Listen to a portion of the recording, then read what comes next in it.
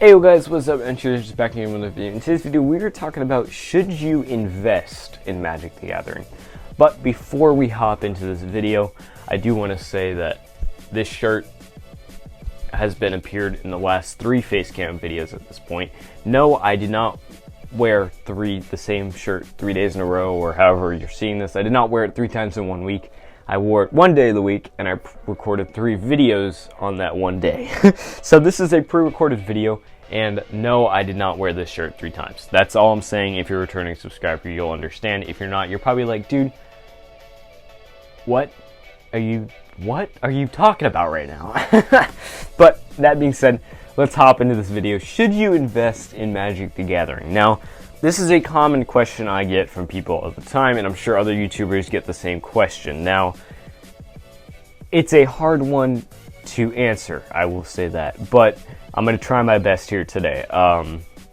So, going over the basics, investing in Magic is like investing in a stock market. If you invested in stock, you're paying for a share of that stock. Stock fluctuates over time, and it can go up, or it can go down, or it can go way up, or it can go way down. Now, just like in the stock market where you buy low and you sell high, just like that for Magic the Gathering as well. You always sell your cards when they're at their peak, or when you think they're at their peak, and you buy when they're super low.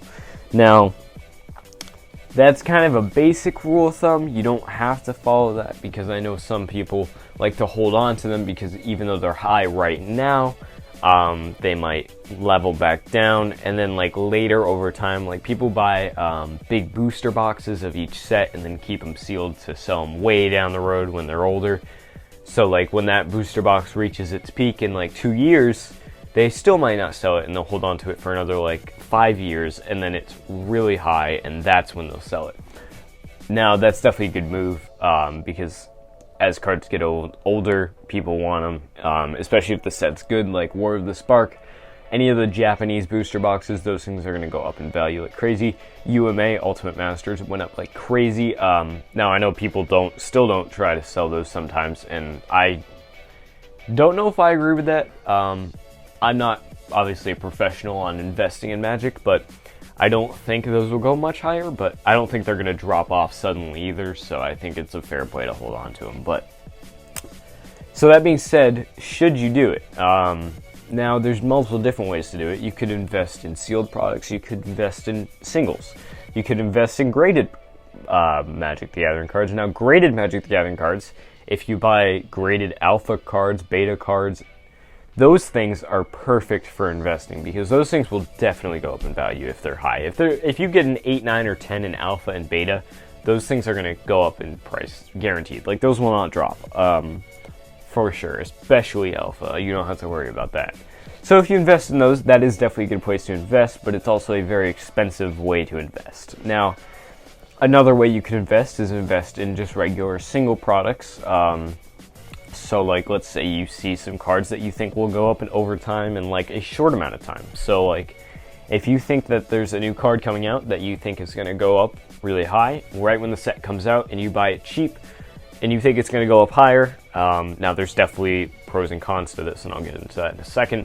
But if you think it's going to skyrocket, you might buy it then. Now, pros, it could, and that's definitely a good way to do it. Cons, it might not, it might drop, or it could just stay even, and then you're even. Like, for me, one of my worst investments, and it was a cheap investment, so it wasn't a big deal, but I bought like 10-ish emergence zones from War of the Spark.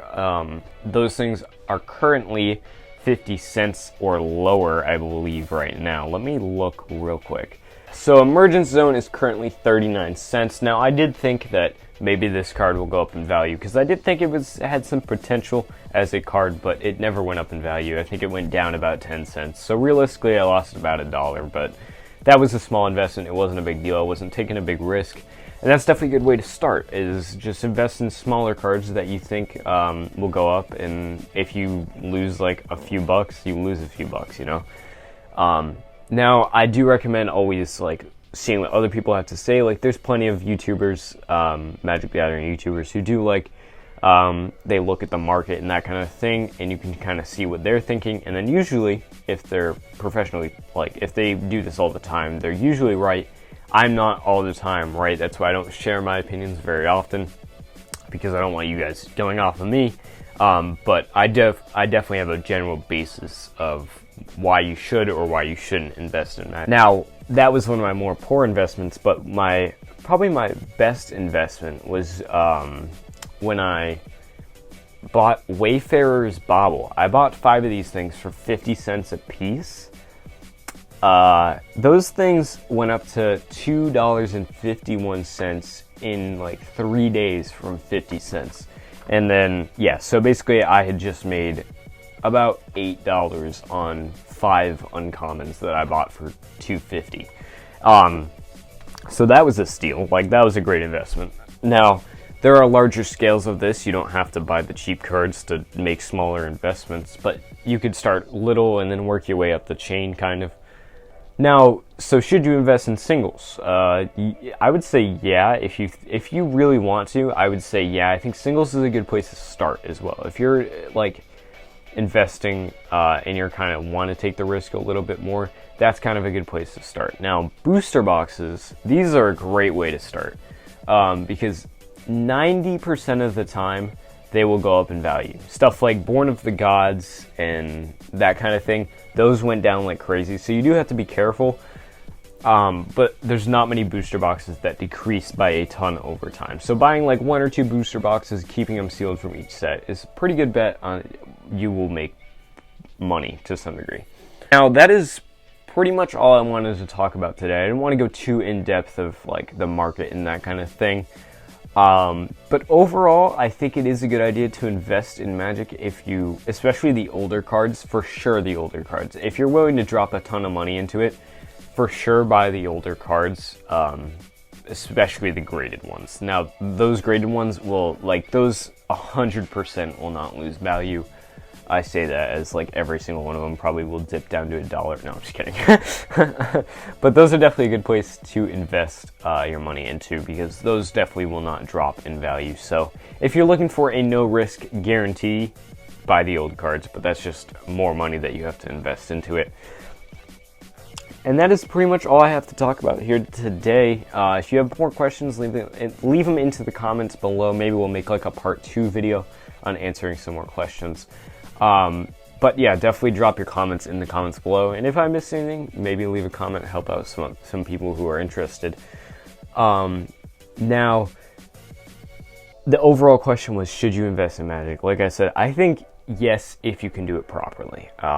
You just have to be very careful on how you do it and make sure you know that you're going to get money back. Now, start small. Like, start with the smaller uncommon cards that you think are going to go up over time, and maybe like they were 50 cents and they go up to $2. Like, that's a small investment. It's a good way to learn the market, make sure you understand what's going on. So I think that's a good place to start.